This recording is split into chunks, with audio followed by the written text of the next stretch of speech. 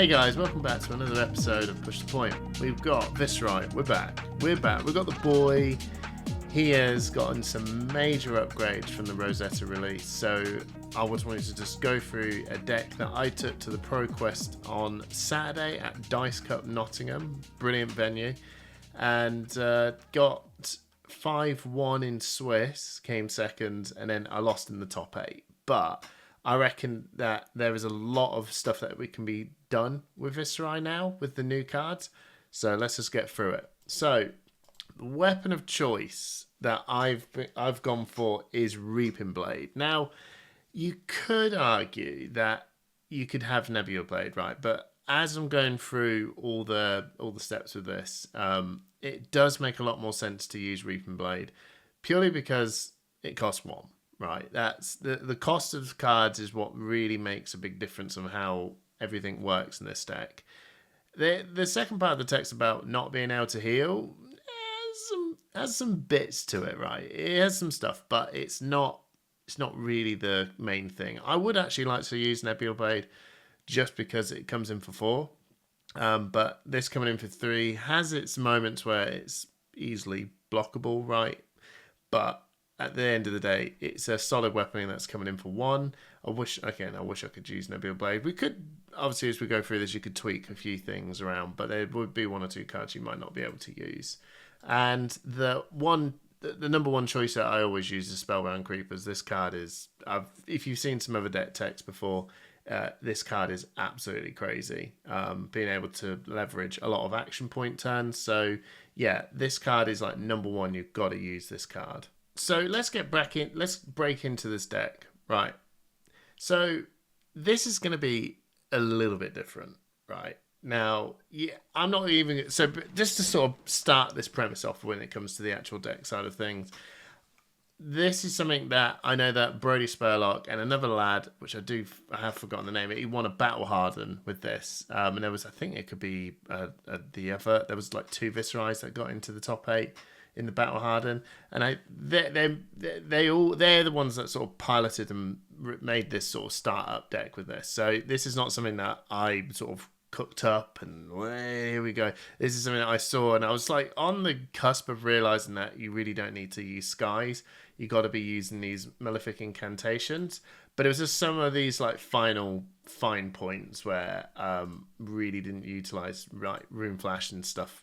Basically, there's Brody Spurlock and this other lad that won the Battle Harden was the one that really just sort of showcased this, right? But this, I made 1 or 2 tweaks. So this is the one that I took along to the Pro Quest and got into the top 8 with. Now, I think it's the best thing to sort of start with this is let's discuss about the fundamental differences on this as an aggro. I have said that we're not got any Meridian Skies anymore. We don't need this, right? This new card, Malefic Incantation, right, I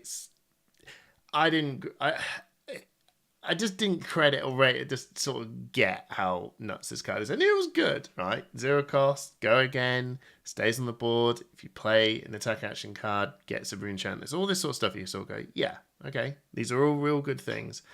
But my brain was still locked into like, well, you go, you need skies, right? You need to do all this. I feel so silly not sort of like clocking this a lot sooner. But anyway, Malefic Incantation is so crazy good, right? It's a Viserai trigger, right? So every time you have stuff like Mordred Tide that hits on the board, which is really cool, you know, Mordred Tide's greatest turns was when you come throwing in, and Viserai's now getting more rune chant tokens from playing the game. And then if you play another attack action card where you like Spellblade Assault and Spellblade Strike, those cards that attack, then they gain rune chants. This is where Mordred Tide just gets to push things, right? But Malefic Incantation, it's just beautiful. It's the first time we've ever had something that actually pushes what Mordred Tide wants to do, like as a common. There was always Revel in Runeblood. There's always Read the Runes, but it's kind of hard, right, to get that sort of timing of things. That's why I was never a massive fan of I think it was like Runeblood Incantation, the one that it's at the start of the turn, gain a rune chant. It did fit a lot of stuff, but it never really super gelled to push things too much. Plus, it cost 1. So obviously the LSS team knew that Viserai just needed to get some more crazy stuff. So you can see that this set has revised a lot of what their old tech does, and you can just see they've sort of readjusted a lot of stuff and threw out some bigger stuff. So this is so good. I put the yellows in, right? You just want to get these out as soon as you can get them, and then you're just being able to just get going is awesome. Plus, as well, it helps very well with the Warmonger's turns, because it's not great. Warmonger's is still a little bit of a sod to go, oh, what am I going to do when this comes landing on the board? You're not going to get these crazy hype power turns, but with one Malefic Incantation on the board, you can still just like get a turn out there, which is really cool. Right, so this is the big thing that you got to first off adjust is there's no Meridian Skies. We're replacing this up with Malefic Incantations, right? And Deadwood Dirge is another one. This is a card, this is basically, in my head, I know it's not the same as Read the Runes at all, but if Read the Runes yellow with Go Again, effectively. Because if you take out a rune chant, you gain 3. So you lose 1, gain 3. So it's Read the Runes yellow with Go Again. And it's like this. The day I said they put Read the Runes in yellow, or Read the Runes with Go Again, sorry, it's when you go, oh, right, okay, things are popping off. And this is pretty much that. Now, yeah, admittedly, if you don't have a rune chant or anything on the board, yeah, this is going to be like, all right, sure, not the best, but that's why we got Grasp. But these 2 cards are what are fueling this absolute insanity of rune chants that's going to be flying their way. But how do we sort of make this work? So we don't have skies. So now we don't have skies, we can really start leveraging on a lot of the just natural go against stuff that Viserai can now tap into, thanks to Rune Ranger Swarm. That was a real cool card. Breezy showcased off on his spoiler. When I saw this card, when he showed this off, I was just like, right. Now we're cooking. This card is like, just, it's very subtle, right? But it's so easy, and that's the sort of stuff you really want from like your core party deck. Just, yeah, you can have some powerful stuff, but sometimes the subtle easiness of things is what really just helps actually just glue a lot of things up. Like, for example, you just take flight from Bolton's deck. It's like, it's just so simple, and it does a lot of work. So in short, 0 cost. If you created an aura this turn, this gets Go Again, and you know you're going to be creating auras because you're going to be making rune chants. So this getting Go Again. So you just slap down, I don't know, 1 Malefic Incantation or play whatever attack, and you just play Rune Ranger Swarm. If you've been Warmongered and you have a Malefic Incantation, that's cool. You just play out the Rune Ranger Swarm. It's got Go Again. Yes, you're not getting Viserai's hero ability firing, but at least you're moving, right? So Rune Ranger Swarm in red, and it's so good, we'll just put the blue copies in. It's not the best one, but again, it just helps smooth out the turns. And then you got the old classic Swarm and Gloomveil. I mean, you should just put this in your deck. It's just very strong. I think most Rune Blades will just want to put this in their deck. I mean, it's 0 cost for 3 Go Again if you made an aura. Yeah, it's so good. And then you got Rune Flash. I was a little bit like, I don't know, does this work? Yeah, it does. It sure does work, because you are making rune chants for days thanks to Deadwood and Malefic Incantation. So again, we've got this nice smooth over with Go Again. It's probably one of the, like, it's the Rune Ranger Swarm is the most flexible, but not the strongest. The Rune Flash is like, because it comes in for 4, that's really good, but it's the most awkward. So those 2 are sort of competing with, like, if you've got loads of rune chants, you always want to lean on the Rune Flash because it's 4's better than 3. But it is also that sometimes it's that card goes, oh man, I've got to get one step sorted out first before this card comes in, before I put in the Rune Ranger Swarm. But you see what I mean? That one's more awkward but stronger. Rune Ranger Swarm is easier to play but a little bit weaker. And then the strongest one is always Swarming Gloomveil, because it really it's just doing all of it. But that's why it's a majestic. So these are the real big sort of smooth over cards that are really making the play just run like butter. That's the big thing. Now, after that, and it's again Room Flash Blue. This one is like well weird.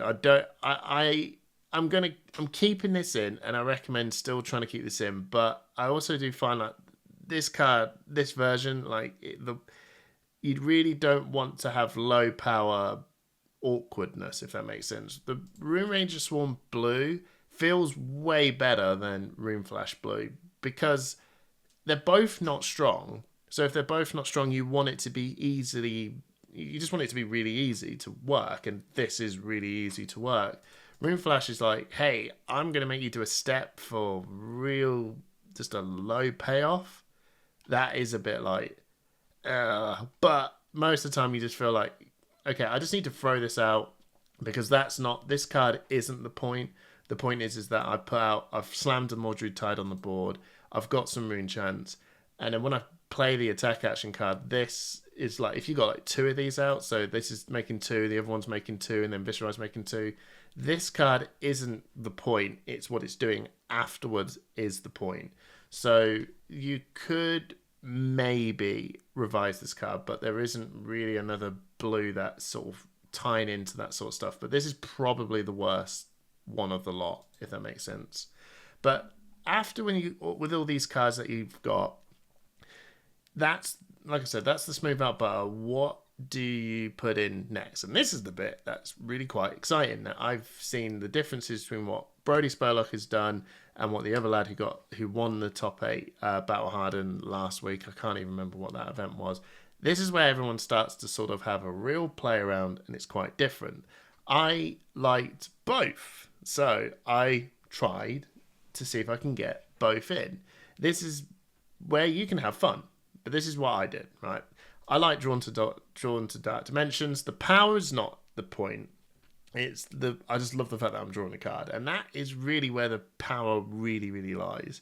So, for example, Mordred Tide, you then play Ruin to Swarm, whatever one you want, right? Make loads and loads and loads of Rune Chants. Play Drawn to Dark Dimensions. You kind of got like a Sonata or a Deadwood Dirge or the Revel. Yeah, this card with Mordred. This card's crazy, but that's when you sort of play this attack out, draw a card, use creepers, play this card out to get the go again, and then this is when you start moving. This is when you start going, oh god, the damages are starting to fly out here, and being able to even just draw a card, man. Draw a card is very, very, very strong, and we've seen the books have been burnt. Drawing cards is like significant advantages in this game, and that's the sort of thing I like about this card. And it's done a lot. It's done a hell of a lot. It's not going to hit. And the thing is, the subtlety of the 3 is, it will tie this into this other card that I'm going to explain, Succumb to Temptation.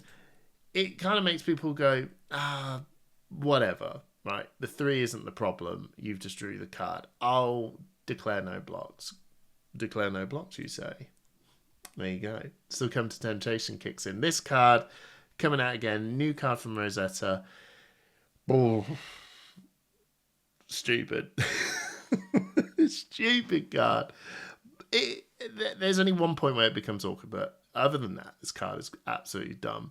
We loved the fact that Rattlebones had this means of being able to be played as an instant if you've dealt arcane damage. Here you go, you've got this. But Rattlebones costs 2. This costs 0. Like, what? Okay, sure, this costs 0. So this card helps get the Drawn to Dark Dimension move. Like that's when you really want to get this out.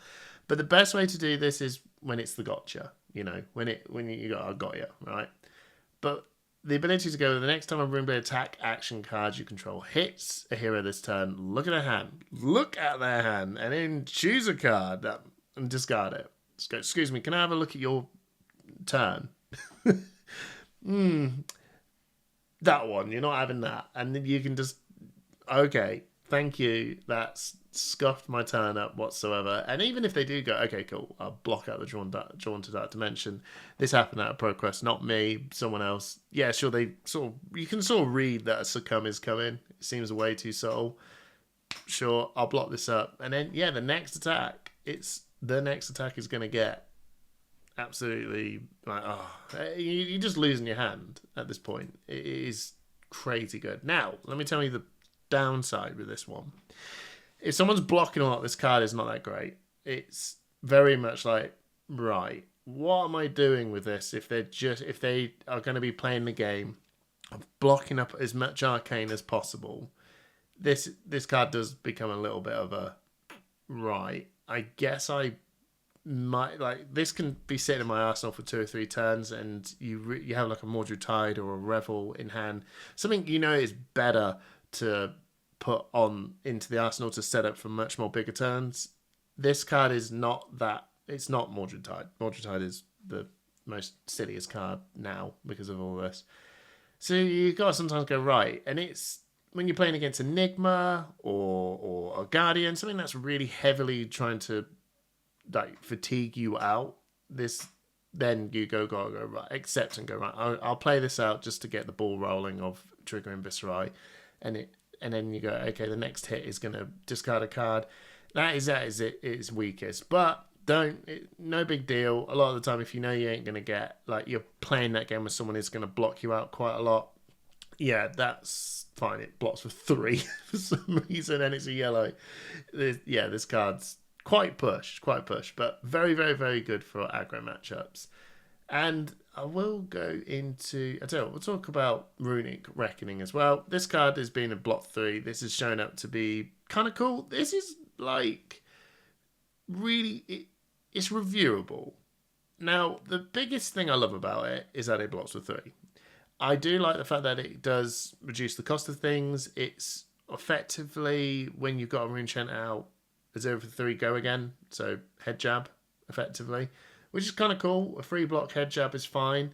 You're not, when you're pushing over the top for things like this, you are straight up just doing some physical damage. And a lot of the weird things with this is that the power really comes from the rune chants that you're making from this. It's not so much from the physical, but this does have these moments when you turn around and go, hey, I've got a turn where physical damage is actually becoming also just as strong as the rune chants. So this card can do its work. I will say that it is really strong, but I do find that I'm like, I'm happy to block with it most of the time. I am genuinely happy to block with it, but I don't try and hold on to this one way too much because unless I'll find some other non-attack action card to kick things off other than this, because it's effectively a head jab. Sonata Arcanics, beautiful card. This again, you're sort of starting off that turn. This is what a lot of the stuff you'll click very quite easily, that I will want to use this to start my turn off to get something bigger going. And Sonata, a lot of the time now, and this is one of the cards of why you want to use Reaping Blade. If you're using Nebula Blade, you most of the time will do Sonata for nothing, and just don't pitch into anything. Just play it as a 0 cost. Look at the top 3 cards and find 1.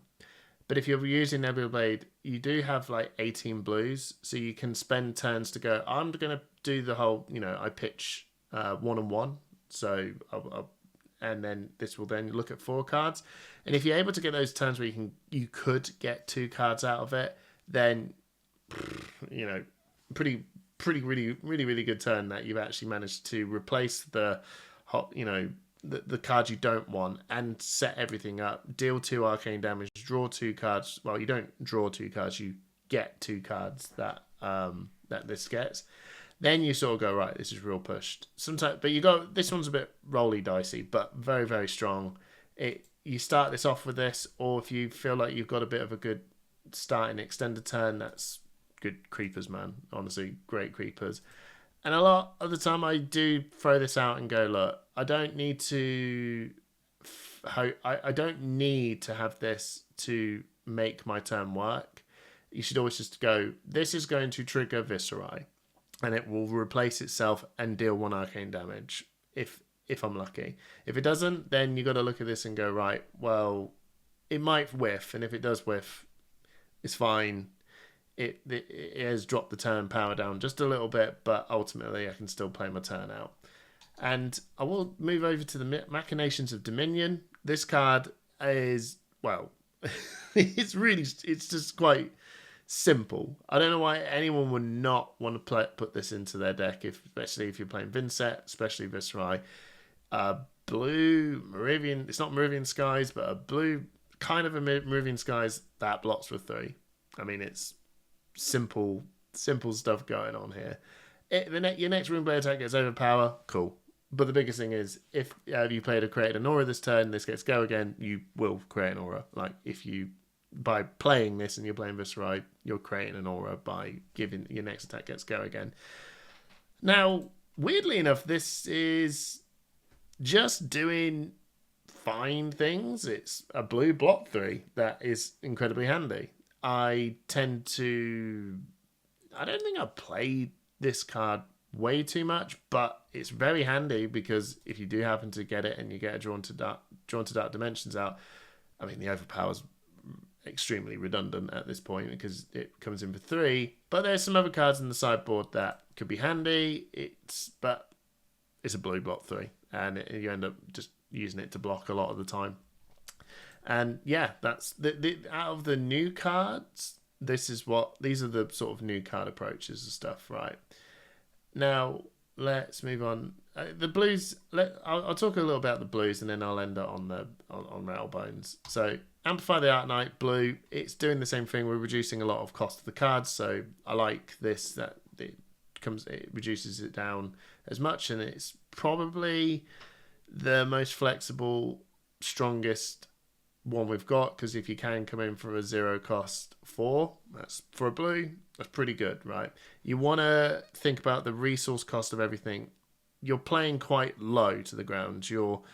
All your rune chances are making everything cost 0, and that's when, or just all 1. So this is why we want to go for cards like this. You could just muck about, right? I have seen people put in a Dread Triptych, but I always think that if you've got to pitch 3 into doing an attack, it's a bit clunky, really. It is a little bit clunky, and that's why having this flexible number, you don't want to pitch 3 into this. If you do, you feel like this isn't good. This is not something that's gone horribly wrong if I'm pitching 3 into this. So yeah, that's that. Become the Art Knight. Cheater card, of course, you want this. And you need Vexing Malice. Vexing Malice wins you the game. I'm telling you, that's my quote. Vexing Malice wins you the game. It won me a game because they go, oh, I'm down to 1. Cool. Play Vexing Malice, win the game. Easy.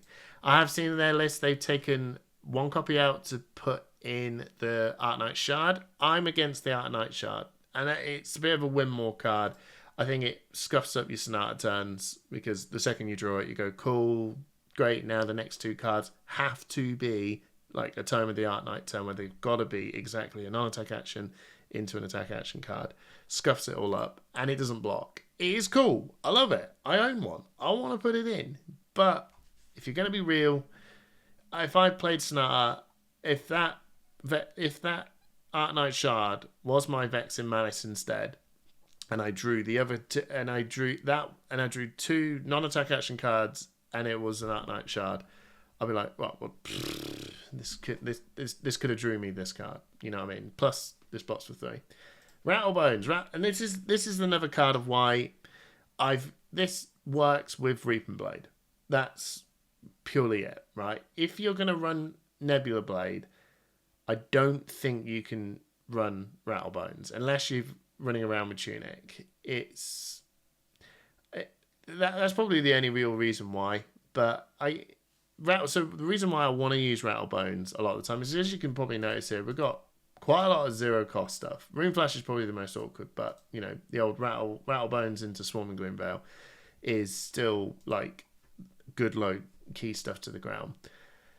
But it also helps set up some big turns, right?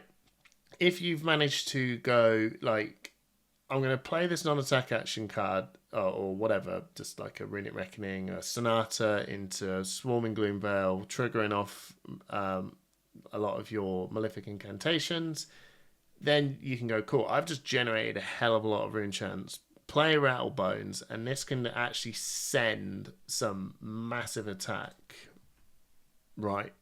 Which I almost tried to pull off and do against Enigma Count Your Blessings, which I did do, but in the top 8, I had this huge setup turn where I actually played Mordred Tide into Swarming Gloomveil, and I think I had like 3 or a couple of rune chants on the board. All that come in, I made 10 rune chants, and then I played Revel into Ninth Blade. Made a load of rune chants, like happy days. Draw back up, I've got a blue, another Mordred Tide, some low to the ground attack. And I thought, right, I can just send another Ninth Blade at them from the Rattlebones. Didn't pull off because, he plays Passover, and as I target the Ninth Blade, he banished the Ninth Blade. Awesome play. Liam Cannon, that's what did it. I literally said that's probably won you the game on the spot, because I've got to play this long setup turn. Anyway, but Rattlebones is really flexible in that. And it blocks with 3. Really, really, really crazy cool card. So I went in for the 2 copies. Sometimes I wish I had the 3rd, but this is the game, right? You haven't got enough to put everything in, so I just lent in on the 2 copies there. And I think that is pretty much the main board stuff here. This is the core, right? You could probably look at Drawn to Dark Dimensions and slot that out, right? And move that around. But the core of this is really the Malefic incantations, Mordred Tide, that sort of combo, in a way. And then your glue is Rune Flashes, Rune Major Swarm, and Swarming Gloomveil. That is the sort of glue with Malefic incantation. That's your load to the ground stuff. Mordred Tide, Revel in Runeblood, and Deadwood Dirge are the big push turns. That's what pushes it into making it the crazy numbers, and then you go from there, right? And this is where the sideboard bit comes in. You could, I thought Drawn was enough to keep it as a main.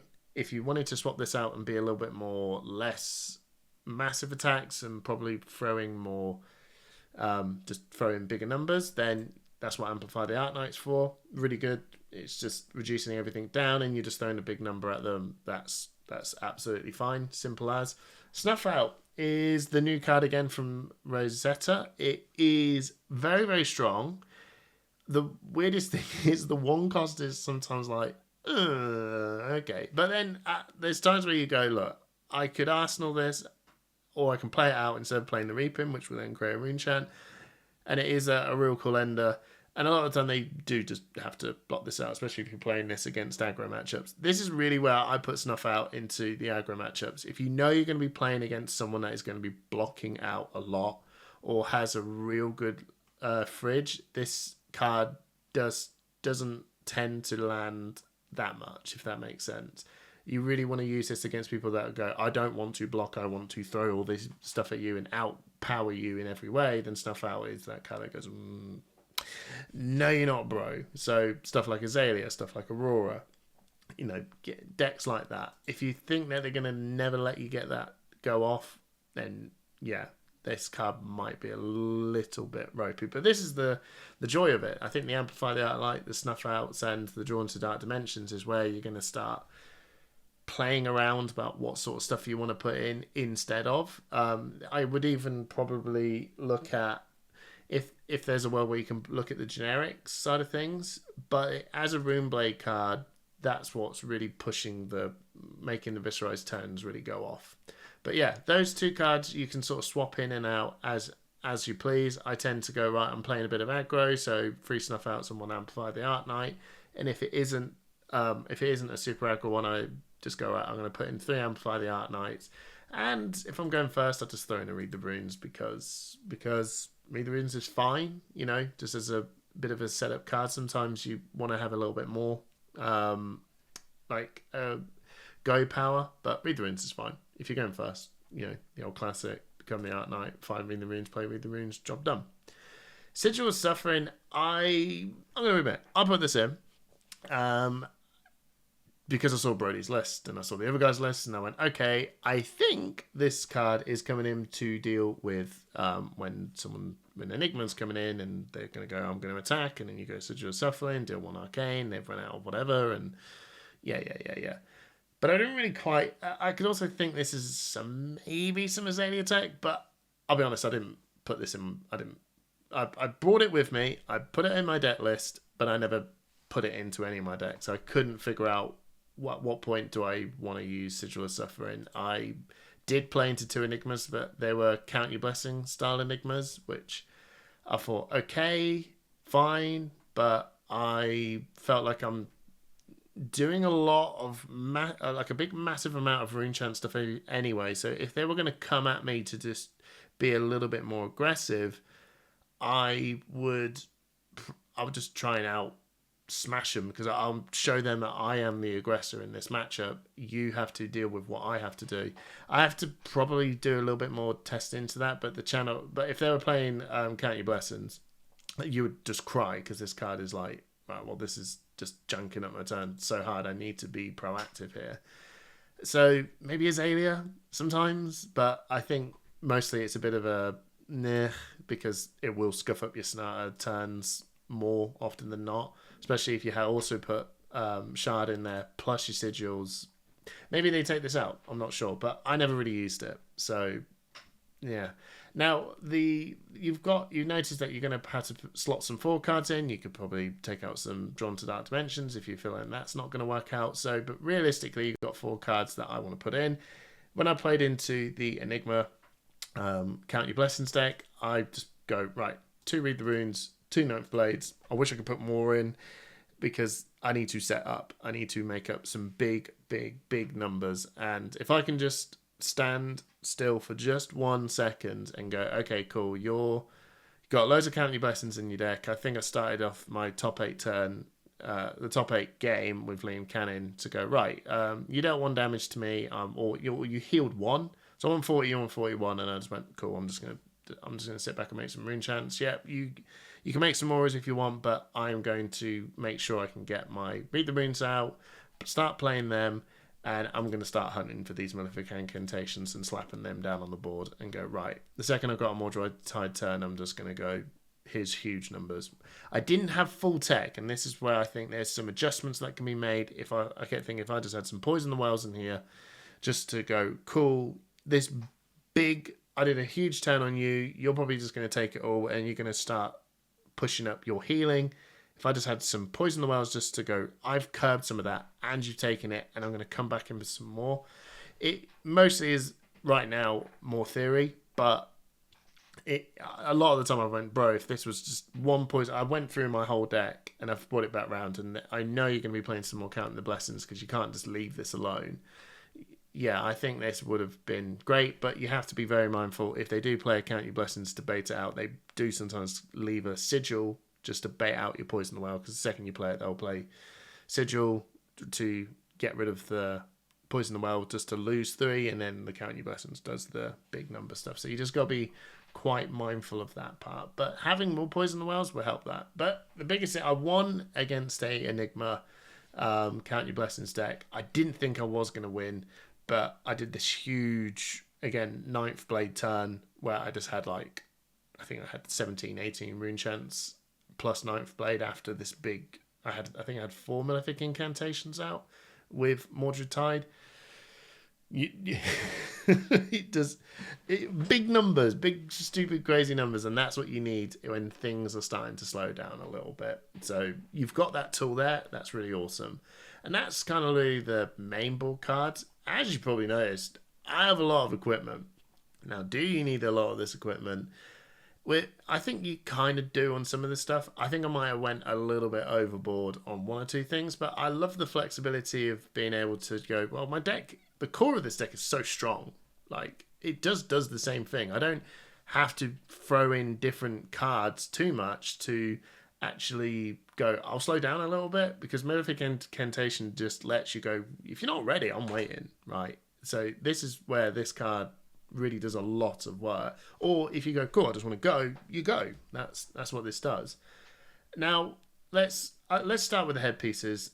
Now Brody's deck that he did throw out is called the 5 hats, and everyone looked at my deck and went, oh, well, have you got 5 hats? And I went, well, no, I've only got 4, but one on my head counts. There you go, 5 hats.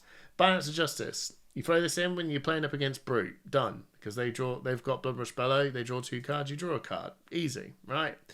Crown of Providence. This is the card that I prefer. This if I'm going to play up against someone that is going to be aggro, but not coming in with big numbers aggro.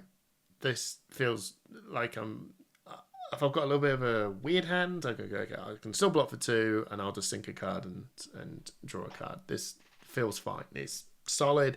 If you don't own the Face Purgatory, Crown of Providence is totally fine. If you don't own a Crown of Providence, you got a Face Purgatory. This is really strong. Really, really stupid strong. But it does make people play around with making sure you don't get this trigger, get this to fire off.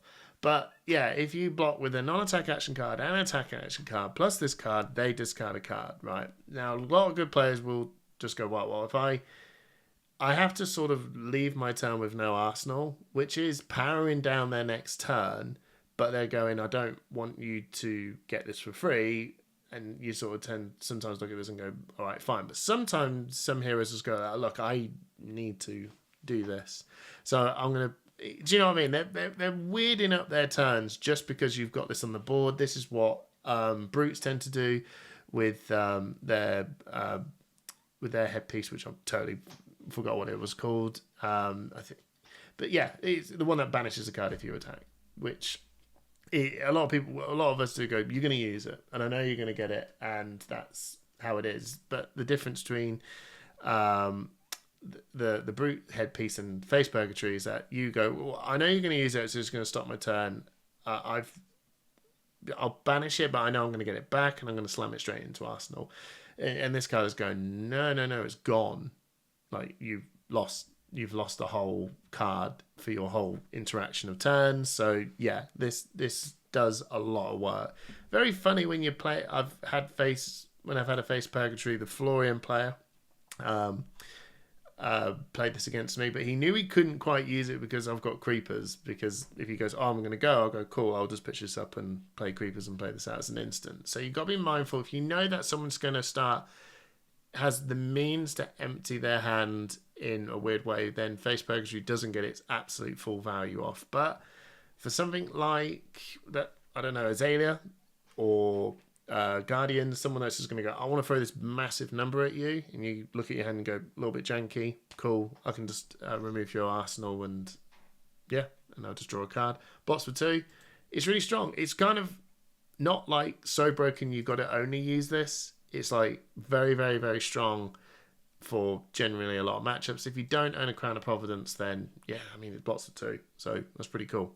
And then Crown of Dominion. I love seeing this. I've seen that both Brody and the other deck put this in.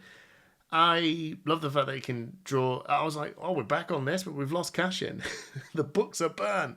That having that gold token is actually really handy just to go, I don't really quite like this turn too much, and I've got too many blues. I wonder if I can just sort of make this turn a little bit better if I can just filter this card out a little bit and just draw a card. Works kind of really well with Aether Ironweave as well. I can see why they put this in, blocks for 1, and you go, okay, Aether Ironweave is going to either pay for Rattlebones or pay for a Crown of Dominion turn, which is just pushing that aggro turn much, much, much further, which is really, really cool. And then, so that's the headpieces. I know, now this is where I would wish, and you should definitely try and slot this in, right? The Amethyst Tiara, I think it's called, the Runeblade one. I'll tell you what, I'm going to go and find it. Here he is, yeah, this one. This card, I think you should definitely try and slot this card in. There's a lot of learning that has been happening with this, especially now that you've got Malefic Incantation. If you're playing up against Kano or someone that's going to do some heavy arcane damage at you, you've got to play it right, but this can easily turn into a straightforward Spell Void 1 all the time. And with you having the chess piece, which is the Daedalic Carapace, which is Arcane Barrier 2, with Vexing Quillhound, which is Arcane Barrier 1, when you attack, you'll go, okay, so my attack's coming in, and then the rune chants are coming in. So what a lot of people used to think is go, well, the Kano player will just wait until they're gone and then fire. So what you should always order your triggers in is going, the Viserai trigger and the Malefic Incantations are going to be on the front of the stack first before the rune chants then die. So you always got the rune chants sitting there going, I am Spell Void 1 if they choose to go off now, and if they are on the stack ready to go, someone's going to tell me in the comments that is wrong, and then whatever, right? But from my understanding of this is that if they remove those rune chants, they're still going to deal the arcane damage. So you've got to put the order of things in the right way. You want all the cards are going to say, I'm going to make a rune chant if you decide to let this all fire off first. You're going to get your damage, the rune chants that are coming at you, to go last. So they're still going to be spell void, if that makes sense. You're putting them in the spot of going, right, this is spell void 3 or 2 or whatever. I've got some rune chants. We're going, right? And if you leave it, I'm going to get more spell void. Do you see what I mean? There is a world where you go, oh, bro, it just doesn't feel very good. Now, that is way more handy than here we go. That is way more handy than just having like, what is my headpiece? Like, all the other times I was like going, I put Crown of Dominion in because I'm like, well, I'm playing against Kano. I've got nothing else going on here. I've got my Dideric Carapace. We'll move on to this. Really, really cool, strong card. If you feel like you need to have a lot more armor block, so if you're playing up in maybe against Azalea or something, there you go. Got some armor block. If not, Arcane Barrier 2. Sweet. Easy as that. And then Vex and Quill Hands. Easy enough. This is Arcane Barrier 1. I do actually quite like this in some super aggro matchups, just to be able to just go, I'm just going to push this over the edge. I did this when we were playing up against Matt Fox in the first round. We were doing the Viserai Mirror, and we both went, right, we're going for the Vex and Quill Hand. We both need the Arcane Barrier 1. This is what we really need. But when you want to go and you need to push and it's going to win you the game, yeah, I'll just catch this in and get the 2 Arcane Barrier. So when it comes into the Kano matchup, you want those 2, and I would put in that Tiara. I think that's actually overall how this deck is functioning. It's very, very, very strong. I've seen that Brody put in just the Spell Void 1/1. If you don't own the Tiara, throw that in. Totally fine. It's better than nothing. But I think the Tiara one has room to be more. But it asks you as a player, you've got to get this right. I think the minimum you can always get this is Spell Void 1 anyway, because you just put the Viserai trigger at the start. You've got some rune chants there. If they just go, cool, I'll let the Viserai trigger happen. I've created a rune chant. So you're going to wait until all those rune chants are gone. I've still got 1. There you go. And if you've got a multi-turn turn, that's got 2. You know what I mean? And if you put all the Malefic Incantations in front of that before the rune chants are even gone, I've got Spell Void. I've got a lot of Spell Void in front of me now. And if you want to wait and use them now, that's, you know what I mean? I'm still going to do the damage. I've still got a lot of Spell Void. I think that card is very good. When I played up against Sony Braben in the Swiss, I was like, I wish I had this. I wish I put this in. I feel so prepared, and it's not really asking too much, to be honest, because I'm going to be putting Dideric Carapace in anyway. I'm putting in the Vex and Quill Hand. You know, I've just got 2 cards, and it just feels like the matchup is so much better. And then Grasp of the Art Knight. Yeah. Grasp of the Art Knight. So strong. Blocks of 3, 2 them 1, and then make rune chant. Just, yeah, fills in that gap. I make rune chant. Swarming, rune ranger swarm works. Double Dirge has a card. Oh, things are happening. So good. So good.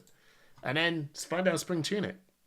It's a classic. I think this works very, very, very well. If you're going to play the long game, you know, big long game like, I don't know, the Count Your Blessings Enigma, or even Enigma, right? You just want to, if you know you're going to get more turns out of this, you put in Spring Tunic. If you're going to go for the speed and you go, I need it now. This is a 4 turn, less than this is less than 6 turn game, or even if you went for 6 turns, you go, I can generate 2 resources out of this in this moment. This is going to push us over.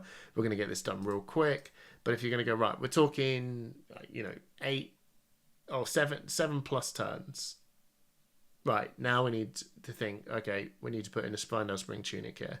And if you're going to have quite a bit of a long, drawn-out game, like for Florian, for example, mid-range heroes or whatnot, they're just going to block out a little bit. They're going to be trying to block you out, and attack you just coming in for 6s. That's when you want to go for the Findel Spring Tunic. And that is the deck I took. So I think that what I'm going to do is just give you some little things that I think worth maybe swapping out for.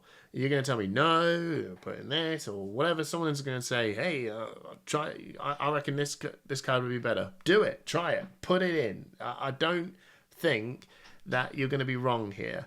I will argue that if you cut in some Malefic Incantations or whatnot, I think this is not the same deck at this point, right? So the Malefic Incantations, more with the Rune Flashes, Rune Major Swarms, and Swarming Gloom Veil, that's the thing, right?